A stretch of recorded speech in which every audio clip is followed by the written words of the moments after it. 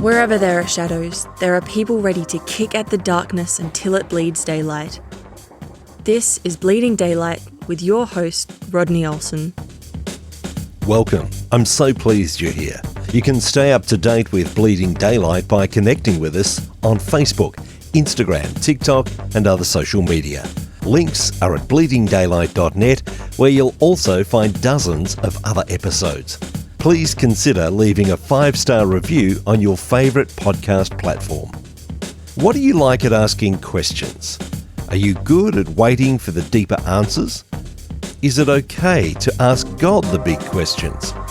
My guest today is all about building relationships and faith through questions.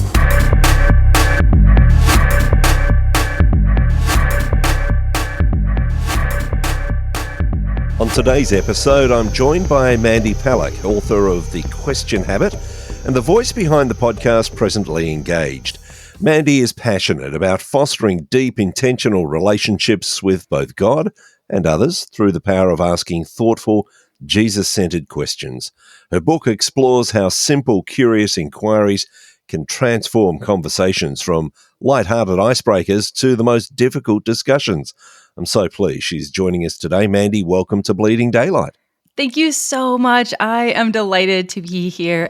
There are some people who might say that we shouldn't be asking questions, especially asking questions of God, but rather we should just believe. Mm-hmm. How did you come to discover that not only is it absolutely okay to ask questions, but that questions can actually help shape our lives?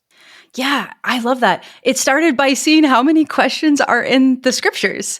That scripture is just peppered with questions from start to finish. Creation fell with a question. And then in Revelation, we have that big, huge question that gets asked, who is worthy? We're asking all the questions in between. So for me, just noticing as I was reading the scriptures, how many questions are in there? That Jesus asked questions, that Jonah asked questions, that God asked Jonah questions, so many good times that we see questions asked, and that really God has given us a holy curiosity, that he's designed us to be curious. And when we squelch that, we're squelching something that God designed.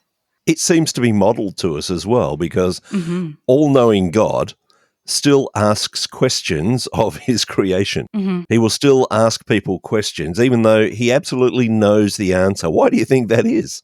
He's shown us how to do it. Yeah. Jesus asked 188 questions in the Gospels, depending on which version you're looking at. Here's God in the flesh modeling questions.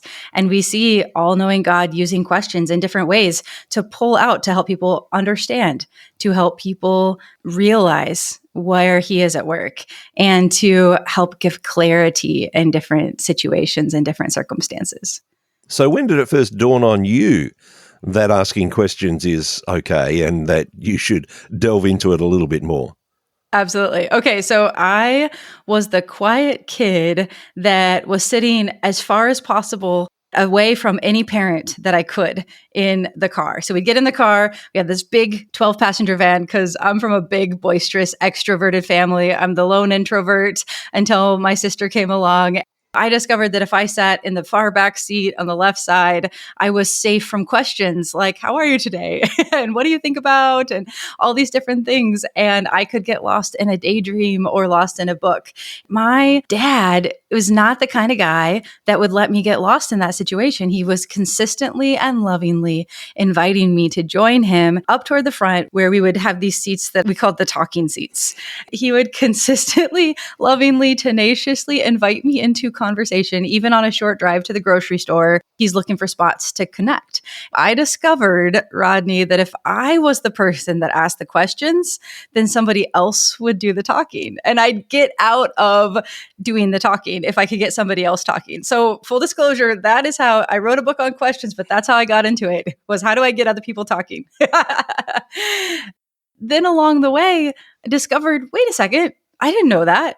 Wait a minute, I love hearing that. And that along the way, I was discovering how awesome people were, and that questions really were a fantastic tool to relate or discover or connect. Now, as someone who's happily married, who has 3 kiddos that are preteen and younger, who works in communication spaces and wants to connect with people, I see that questions are a phenomenal tool to build those relationships, and not in a putting someone on the spot way or in grilling them way, but in a really curious, exploratory, open way to establish those relationships. Whenever we're listening to someone talking, we can be looking for the get out clause. We can be thinking, well, that's for someone else. That's not for me. And especially for those of us that are introverts, and I certainly count myself in amongst that number, we can be looking for a get out clause and thinking, oh, well, asking all these questions, that's an extrovert thing. And when you walk into a room and someone's peppering you with questions, which I know is not what you're advocating, but when someone is, we think, no, that's what extroverts do. And yet you mention in your book you're an introvert. You've just mentioned it there. And I know that one of your podcast episodes talks to that as well. What is it about introverts that actually helps us if we are asking questions? Oh, I love that. Absolutely. I speak from what I know in this context. And so, speaking as an introvert, I see that often introverts are thoughtful, that they're not the first to speak up because they are pondering and collecting data. It's not that we're shy or afraid of engaging. It's often that we're contemplating and taking in information. And if you ask an introvert a question, chances are they've thought about it. They've processed it through. I think that introverts are purposeful in that if we're waiting in line, we can be thinking about what we're going to be saying as we head to that cashier that's ready to check us out or that person that we're going to connect with. There's an intentionality that is a beautiful thing that we can use as a strength. So you're talking about asking questions of people that we've never met. Mm-hmm. That seems like a very extrovert thing to do. Right? But if we train ourselves, we can do that. What is important about actually engaging with people that we may never see again? Because most of us will engage with those people around about us, maybe the people that we work with, the people that we love in our family. But what's important about engaging with those people, as I say, that we may never meet again? Oh, I love that question. I want to back up and quote one of my favorite guys ever, C.S. Lewis. He says that we have never spoken with a mere mortal. And so every person that we're interacting with every day is someone made in the image of God and then reflecting his image and nature, however imperfectly or however clearly. There are these beautiful aspects of humanity that we see in someone that's made in the image of God. What's important about it is I'm speaking to you. And when I remind myself that you are made in the image of God and that you bear his image, that is going to inform the posture that I have when I jump into a conversation with you. If I do that with a complete stranger or with somebody that I know and love and maybe even am feeling frustrated with, or that I'm jumping into a challenging conversation, or I know it's going to be a hard conversation, when I back up and I remind myself, this is someone that's made in the image of God and is not a mere mortal, then that is going to inform how I even ask the question. Maybe what my posture is, maybe what my tone of voice is, maybe what my facial expressions are. And then at another level, if I'm speaking to someone who is a believer in Jesus Christ, then I'm speaking to a fellow heir, a fellow person who is a child of God. It's as a child of God speaking to a child of God. And that also informs my conversation. Sometimes I can get myself in a rut that I'm speaking to my kid. So this is a me and them conversation with an authority-driven perspective. When I think through that this is a conversation that I'm having with someone who is a child of God, that we both are joint heirs with Christ, that is going to totally change the conversation. So to answer your question, when I recognize that I am entering into a conversation with someone who is made in the image of God, and then potentially someone who is a child of God or becoming, will become one, then that's going to change the conversation and make me willing to, as an introvert, reach out and say, hey, what's the best thing that's happened to you in the past 48 hours? And if I have something ready already ahead of time and I can ask that question, then I'm just available to see where God's going to take that conversation. It's a beautiful invitation to be included in what he's already doing. And the pressure's not on me to make something happen or to make it be an amazing conversation. Instead, it's simply tossing out a question and I can see where Jesus is going to take it. I know that questions are important and having some questions ready is great. But what about listening? Because I know that often people will ask a question simply to get a response that they can then bounce off and talk more about themselves. We've all met those people. So how do we make sure that when we ask a question, we're listening deeply and that we're ready to ask the second question, the third question, the fourth question that take us deeper rather than just using that answer as an opportunity for us to have our say and share our experience? Wow. Yeah. Listening is one of the best gifts that we can give another human being. It's such a beautiful gift to be able to converse with someone and know this person is completely listening to me. And then they're going to be able to have thoughts on this conversation. We know, don't we, Rodney, when someone is listening to us or not? I'm not a football fan. If we're watching a game and the game is on and somebody pretends like they're listening to me, but really they've got their whole brain and half an eye on the game that's going off on the side of the room, I know that. And so every so often, if it's a really big game, you get a pass on active listening. But active listening is such a beautiful, beautiful gift that we can give someone else. One of the ways that I can get myself into that mode is to listen and then say, can you tell me more? Tell me more about that you just said. And so as I'm asking that really simple question, can you tell me more about that specific thing, that story that you just told, that thing that you just referenced? Then I'm showing them, hey, I'm actually listening to what you're saying, but I'm also kind of getting my mind engaged too, as I want to take that conversation deeper. Maybe you can tell me a couple of examples where you've used questions and you've seen a result that maybe you weren't even expecting. I love that. I remember a time when I was going on a walk with my dad. We were literally on this walking path going around and around, and I knew I would never get off until we finished the conversation. Because we were having that big, what are you going to be when you grow up conversation.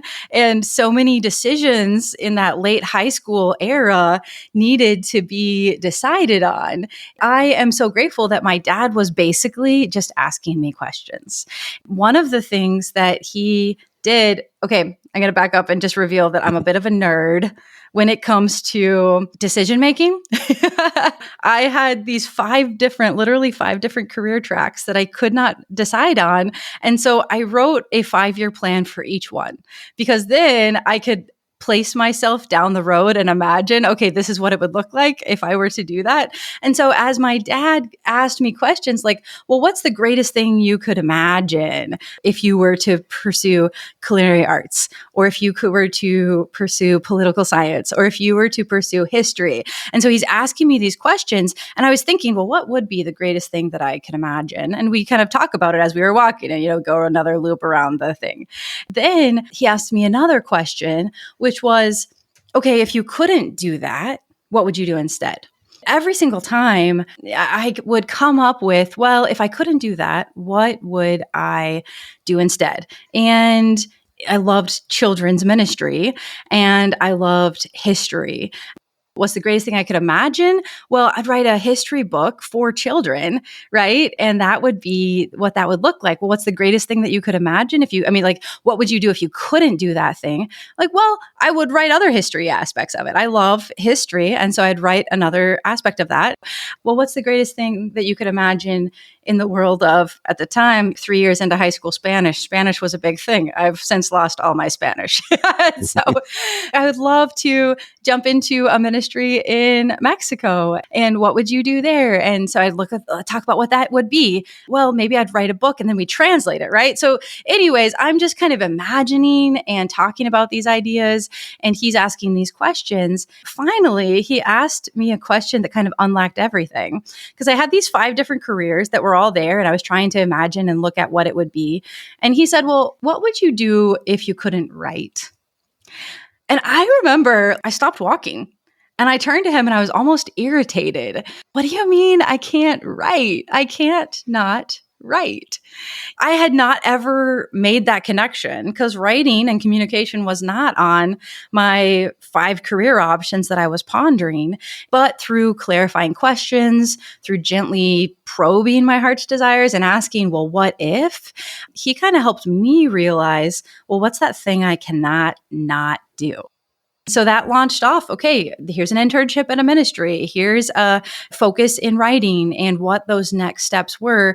And then God expanded that to be communication. And so, started with graphic design and then got into publications and then got into production. But all that to say, yeah, those questions unlocked what my next steps were. And I love it because we weren't fully committed. If God directed somewhere else, that was okay. I'm not locked into a 5-year plan, but asking questions, being curious, helped me realize that's the thing I cannot not do. That's what I'm going to do. And what are the odds? Right now, I'm actually working on a book that is related to history. So it's fun how things happen. It's interesting when we talk about this whole idea of asking questions, because it can just be a fun thing, getting to know someone, getting to unlock things like you've just mentioned there. But we also get to ask questions during difficult times. And I know that you relate a story that perhaps some people would have heard about the ball of magic yarn. Maybe you can share a little bit about that story and then tell me, what is it about questions that helps us to engage with that story? I discovered this story when I was a kid. It was the idea that one day a little boy was walking down a forest, and of course it's a magical forest, as all good stories happen. And he meets an old woman who gives him a magical ball of yarn. The idea is that every time this boy pulled out the end of the yarn, his life would skip forward. And it would be like one of those out with the hard and with the fun. And whenever he bumped into a challenging circumstance, he could pull that yarn and be at the beginning of recess instead of at the beginning of a school test, at the beginning of Christmas instead of right in the middle of summertime. And so all that to say, as he got older, he discovered more and more reasons to just tug on this string just a little bit, as his wife was going through labor or his kids were having a hard time or he was bumping into a work project. He could pull on this string and jump to the next thing on his timeline, so to speak. And before he knew it, he had reached this point where there's only this small amount of yarn left. His wife had grown old and his kids had left the house. They had not even left memories behind because he had skipped through it all. And he realized that in his desire to skip through the difficult parts of life, that he'd skipped through life itself. So often we forget that the shockingly difficult and gaspingly beautiful moments of time are just woven together. And that's what makes life what it is. Those threads of string twist together to form yarn. And the thought that comes to mind, Rodney, is like, how often do I do that when I'm thinking of just the next stage? If I just grit through it right now and I get to the next stage of life, then I'll be where I'm supposed to be. Then I can start living my life. Then things are going to be different. Instead of really looking to say, where does God have me right now? And what does it look like to live presently, to live purposefully, to live engaged right here in the life that God has given me right now, with an eye to the future, with gratitude for the past, but really wanting to jump into what God has for us today. And I think that God gives us that in Deuteronomy 6, when he's talking to parents specifically who are going to be talking to their kids. And he said, teach your children these things when you sit by the way and when you get up, when you lie down and walk in the way. And then as you're sitting down at the table, and there we go. And so he's saying, talk about these things and everyday normal times in your day. And when we are available when we're ready to jump in and have a good conversation and just say, hey, this is something that reminds me of what I've seen in scripture, or this reminds me of a moment. When we have that conversation, then we're really seizing the day. Because life is short and we want to be purposeful and we want to be engaged. We realize that life is going to happen and the laundry's not going to wash itself, but how can we jump in and be purposeful and engaged and ask questions as we're living that one beautiful life that God has given us? You've mentioned that you're a mum, you've got kids, and I'm sure that you're asking them questions. I'm wondering about when kids hit that teenage stage and they don't want to answer anything. Yeah. and they get into that time where it's just grunts. I guess you hinted already at how we actually deal with that, in that your dad was fostering that question, that answer, those conversations well before you ever even reached that age. Is that part of the key? Absolutely. Absolutely. The subtitle of my book, The Question Habit, is The Art of Building Resilient Relationships One Question at a Time. And it's sourced from this idea that we don't have to feel like every conversation has to be a life-changing conversation, that every interaction has to be 10 out of 10. But instead, resiliency is, I'm just trying to think of things in life that are resilient. Rubber bands are resilient. The Golden Gate Bridge is resilient. Suspension bridges are resilient. And it doesn't mean that they don't have stress on them at all. They're designed to absorb stress and be able to show up the next day despite the stress. That's what some parenting or family relationships are. And resiliency in that situation is knowing that someone's going to show up the next day. That my kiddo, who does speak in grunts and monosyllables, like single words there, I know that he knows that I'm going to show up and that I'm going to be there the next day. And maybe we'll have 2 sentences, you never know. We've talked a fair bit about asking questions of other people, asking questions of people in our family, even people we don't know. But tell me about the power of asking God questions. Oh, my favorite. We have this book in the Bible, the book of Psalms, that is 150 questions, really, and praises. And these chapters that David and others wrote, the pages are splattered with big questions. Where are you, God? What were you thinking? Do you see what's happening? And David is asking these really big questions, and never does God give a response that says, stop asking those questions, or is there any sort of retribution or condescension or condemnation for asking questions? And there's so much freedom that we see in that David asked questions and that we also can ask really, really, really big questions. When we ask big questions, Rodney, I find that when I can find that question in scripture, it helps me if I can, or if I am using the verses, the words that I find in the Bible to ask those questions, then it helps direct my heart because I know I'm asking those questions from a really safe place. Yeah, because David was the guy that said, God, why are you hiding when I'm in trouble? So I'm not going to offend God with a question that he hasn't been asked already. An unspoken question is still going to be in my heart.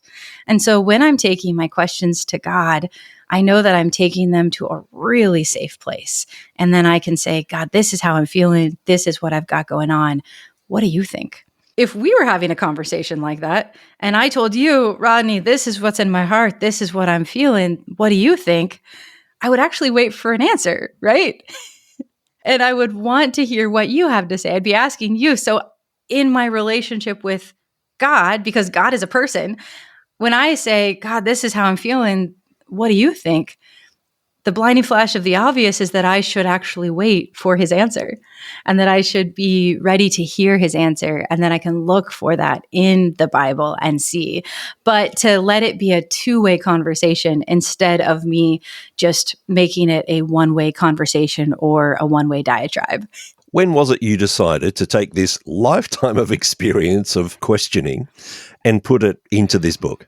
Several years ago, I was having a conversation with my husband. I'm so grateful for him. Peter is so many strengths of my needs for strength.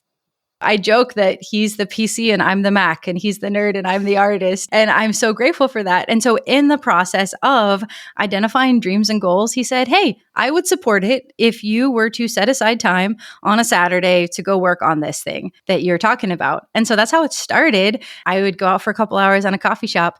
It started by looking at names of God in the Bible and how God revealed himself in scripture.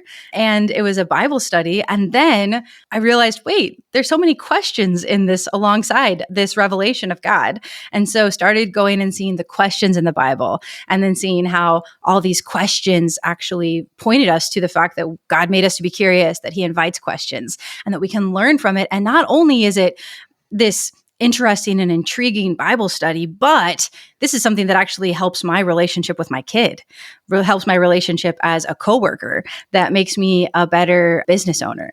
That's how it started for me, and I've been grateful for the adventure. You mentioned earlier that there is one thing that you couldn't imagine yourself not doing, and that is writing. And that really comes out as you read the book. You're really drawn in. It's more like a conversation, which I guess is what you're trying to do as a communicator using the medium of writing. You're trying to communicate. You're trying to invite people into a conversation, and it does feel very conversational. So I'm sure that if people are thinking, what, it's a book full of questions, they're going to be very pleasantly surprised. What's been the response so far as people have started to read through the book?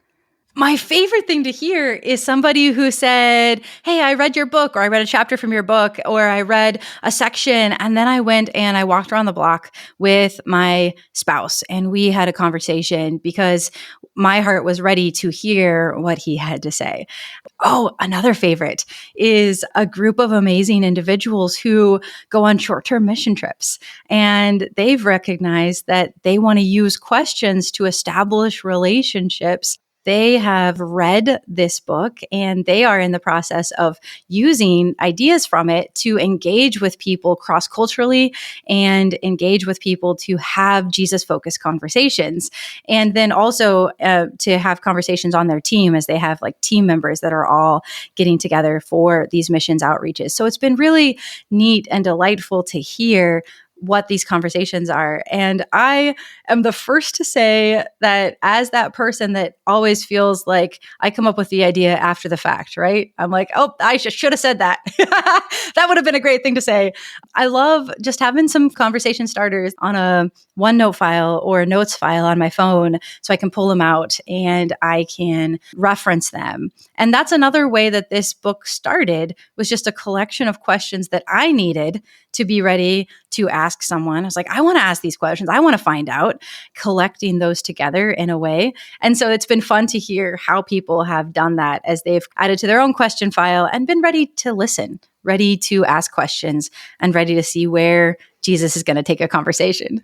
And before we move on, I just want to touch on that idea of keeping a list of questions, because some people might think that, well, that's a little bit contrived, isn't it? That you've got this list of questions that you're going to ask people, and yet it actually shows that you care enough, even before you meet someone, that you want to be able to engage well. It's the same as people who keep forgetting each other's names, going into a social setting, and it's like, I know I'm not going to remember names, and so you note them down. It doesn't show that you don't care for that person. It actually shows, I know I've got a bad memory and I really want to remember that person's name. So how important is it that we put those things in place rather than just expecting ourselves to come up with this amazing conversation every time? Well, Rodney, you're such a great example of this, right? Because I can tell in this conversation, you have prepared for this conversation. You've thought it through. You have an idea of what questions you want to ask, and you're fluid with it. You're okay if the conversation goes somewhere else, but you're at the ready with those questions. And that makes me feel appreciated and welcomed and delighted to jump into a conversation. Like, these are just feelings that I'm experiencing right now because of the questions that you're asking and the fact that you have pre-thought out questions. That's a gift that we can give other people. If I'm going to jump into a mentoring type meeting with someone, right? If I'm saying, hey, can I meet you for coffee? If I have a list of questions that are ready ahead of time, then first of all, it values their time. and it communicates to them, this person actually values the time and the expertise that you're willing to share.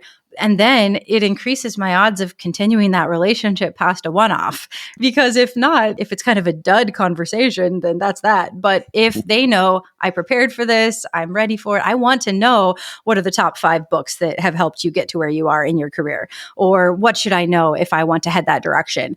When I ask those questions and I'm ready for it, it communicates, oh, there's purpose here. I'm ready for it. There's a whole range of things that you've been involved in, and time won't allow us to go through it all. But I do want to touch on your podcast because many people are busy and they don't have the opportunity to add another podcast to the list. And yet your podcast is one that gives people those short bites. It gives people an opportunity within 9 minutes, 10 minutes to be able to just take something in and move through the day. What was your thought behind creating that podcast? Yeah, thanks so much for bringing it up. It's called Presently Engaged, and it's short, friendly, Jesus-focused encouragement to live intentionally right where you are.